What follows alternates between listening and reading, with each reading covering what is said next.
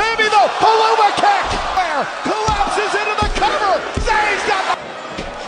Now the and another spear to Sammy! Cover by the champion! We are knotted at a rope. Gonna fly spear out of midair! A spear out of midair! Braun Breaker retains the title!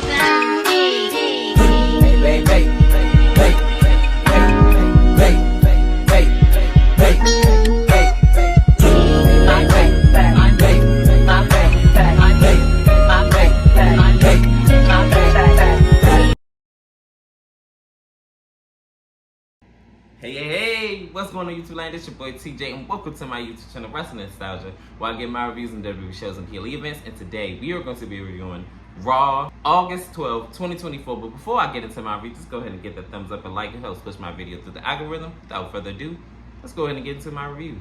So we open up Raw with Rhea Ripley, aka Mommy, and she says that, you know, at SummerSlam you stabbed me in the back. And I know you heard this quite a few times, but it wasn't deep enough, so I'm calling you out. So Liv says that Dom make his own decisions. He's a man and I treat him like such. That's why he picked me, this, that, and the third. So this is when Dominic says, of course, you can't really get it out because everybody's booing him. He says, Rhea, you want to know why I picked Liv over you? It's because she treats me like a man. You sitting up there making me calling you mommy. Now I have somebody calls me daddy. And I make my own decisions. She helped me do something that you could never do, and that's help me beat my deadbeat dad. So Rhea says that I wanted you to beat your deadbeat dad on your own. I know you haven't heard this a lot, but I'm proud of you and you making your own decisions and being a man, But she says that you're gonna get what's coming to you. So this is when Damian Priest was right behind them and he beats up on Dom, and he is sent running out of there. And Liv doesn't know whether she wants to go into the crowd, like where the ring is, where Rhea is also, or she wants to go back up. So she winds up going back up and helping her Dom, you know, get an unfair advantage over Damian Priest, but to no avail because Rhea is hot on her heels.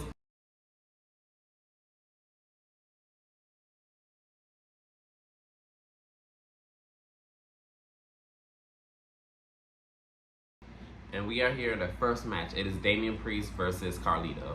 So in the first half of this match, Damian Priest is taking control and Carlito is like trying to play keep away, and he's like not trying to really lock it up with Damian Priest. Gets out the ring and everything like that. But, you know, Damian Priest is definitely going to lay hands on him, which he did, beating him up. And then Carlito winds up finally getting control of the match, and Damian Priest wind up DDTing him and beating him up from here. And then in the second half of the match, Carlito continues this up until Carlito winds up getting Damian Priest's offense in. And then this is when he finally gets South of Heaven chokeslam.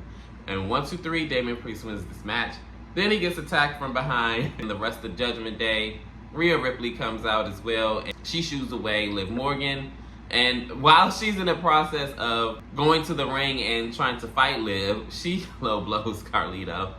And then after everybody shoot away in the ring, Damian Priest and Rhea Ripley are in the ring and they embrace. And this is when Dominic Mysterio winds up attacking Damian Priest. But he catches him and Rhea Ripley wants to do the riptide on him.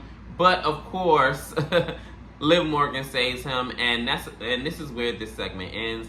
I tell you one thing, you don't want to be in the crosshairs of Rhea Ripley or Damian Priest, the Terror Twins, because so far they've been looking pretty dominant over the new Judgment Day, and I don't know how they're going to combat them. In this next matchup, it is Odyssey Jones versus Vince Winey. This match didn't last long. Odyssey Jones winds up getting jumped from behind and getting beat up on in the first couple of seconds of this match. And then, of course, Odyssey Jones wound up fighting back. A little bit back and forth later, he winds up hitting a sidewalk slam and 1, 2, 3. Odyssey Jones wins this match, but is rudely interrupted by the Final Testament. And they said, oh, well, this is another day for the New Day. Xavier Woods, you see what's going on. He's trying to replace Big E. He said, no. How about Kofi Kingston's trying to replace you? And I was like, oh, damn, well, that was a big swerve. So basically, make a long story short, Kofi Kingston said, how about you do a 6-man tag, 3 of us versus 3 of us next week? Because, I mean, no matter if it's just 2 of y'all versus 2 of us, like somebody's going to get involved. How about all of y'all be in the match? But it looks like Xavier is not feeling this idea, and he's kind of over it. And it's about time that we break up the New Day. I'm sorry, like, New Day's been on his last leg. They've been together since 2014, I believe, like over 10 years now. Like, give it up, Delicious. You look like a man. So give it up, Delicious. You look like a man. If this is gonna be the beginning of the end for the New Day, I'm here for it. Sorry, I understand that. No, peace, positivity. Like, let it go. In this next matchup, it is American Made versus the Alpha Academy. They had a pretty standard back and forth match. It was actually a Texas tornado match. So basically everybody's gonna be in the ring at the same time, and it's no disqualifications, no countouts. So the match has to have a decisive winner. So basically in this first half of this match, Otis and Tozawa were dominating this match, or it was kind of more so back and forth-ish. And before the commercial break, Tozawa wound up diving out on the American Made. And then at the second half of this match, American Made had control of this match, and they were beating up the Alpha Academy outside of the ring. And towards the end of the match, Ivy Nile attacks Maxine Dupree, and Otis tries to go and help her, but he winds up getting attacked from behind. And then American Made wind up rolling up Tozawa, and 1, 2, 3, American Made wins this match. And Ivy Nile aligns herself with American Made. Oh my goodness. I tell you one thing. It's about time they do something with Ivy Nile. I'm glad they turned her heel. I feel like, to me, she works better as a heel. And I can't wait to see what they're going to have lined up for her in the upcoming week. In this next segment, Randy Orton comes out and he welcomes the Texas crowd. And he says that, you know, I got a little history lesson for you guys. This month, 20 years ago, I won my first world title. And at Bash in Berlin, I'm going to win my 15th world title. So this is when Gunther comes out. And he basically trashed on his whole entire family. And he said, your grandfather was a screw-up, your father was a screw-up, and you're the biggest screw-up of them all. And before they can get into fisticuffs, this is when Drew McIntyre comes out. He RKO's Gunther and leaves him laying.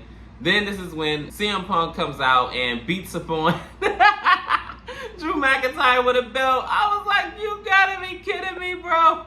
And he runs him out of the building. I tell you one thing, this was a very entertaining segment, and I was thoroughly entertained. In this next matchup, it is a #1 contender women's tag team championship qualifying match. It is Damage Control versus Zoe Stark and Shayna Baszler. So in this match, it was, I believe, the first half of this match, Shayna and Zoe took control, and in the second half of the match, Damage Control, they got back in control. But towards the end of the match, as they're outside on the ring, Zoe ended up kicking Alba Fire in the face by accident because Io Sky had moved out the way while she was sitting on her lap because Zoe put her there. So then back in the ring, this is when Io Sky wound up doing the moonsault. But before she could get the win, the Unholy Union wound up beating up and destroying Damage Control. And I'm guessing by disqualification, Damage Control won. But hey, we're gonna see what the decision is gonna be later on, or maybe next week, or online, I don't know. In this next matchup, it is The Miz versus Bronson Reed. In this first half of the match, of course, Bronson Reed is taking dominance, but The Miz in the first half, like in the beginning of the match, he tries to like play stick and move and hit him and trying to move around and everything like that. But of course, Big Bronson Reed is not playing no games with him. He winds up taking control. And towards the end of the match, he winds up hitting a big tsunami splash. And 1, 2, 3, he wins this match. And of course, his whole stick is that he wants to go ahead and put the nail in the coffin and keeps doing it and doing it and doing it. But R-Truth stops him and he does something right. And he was like, no. So he does the crossbody and lays him out. And then he ends up doing a big splash again and again and again. The officials come out there and try to stop him, but he winds up doing it anyway. And Adam Pearce is like pissed about it. I tell you one thing, Big Bronson Reed ain't nothing to quit, and whoever face him in that ring, take heed. In this next matchup, it is for the Intercontinental Championship. Sami Zayn versus Braun Breaker, best 2-3 out of falls match. So the first fall, surprisingly to me, Sami Zayn got it, and the second fall, it was Braun Breaker. And I'm gonna just go ahead and like talk about certain parts in the match. When Sami Zayn wound up getting the first fall, he did the haluva kick, and it was a 3. When Braun won his match, I believe he did a spear, and I remember like in the second half, because it was 3 halves of this match, he threw Sami Zayn into the timekeeper's area. And now driving Sami. Oh my God! Sami's dead. I would never, ever, like, get over seeing that, yo. But in the third round, it was a lot of back and forth-ish stuff going on. I remember Bron Breakker looked like he was about to go ahead and hit for a spear, but Sami Zayn wound up doing a haluva kick of sorts, and 1-2, he kicks out. So then Sami tried to cause an audible and tries to throw Costa to the win, but he winds up getting caught into a spear, and 1-2-3, Bron Breakker is still your Intercontinental Champion. This was actually a really good, really good way to end Raw and a main event match. Definitely main event worthy. Bron Breakker is definitely going to be a force to be reckoned with in WWE, and definitely be on the lookout for that guy. So comment down below, how do you feel about Raw? Did you like it? Did you love it? Did you hate it? Could have been better? Leave it in the comments, and as always, like, share, and subscribe and help me grow my channel. And your love and support is always greatly appreciated. And peace, TJ, I'm out.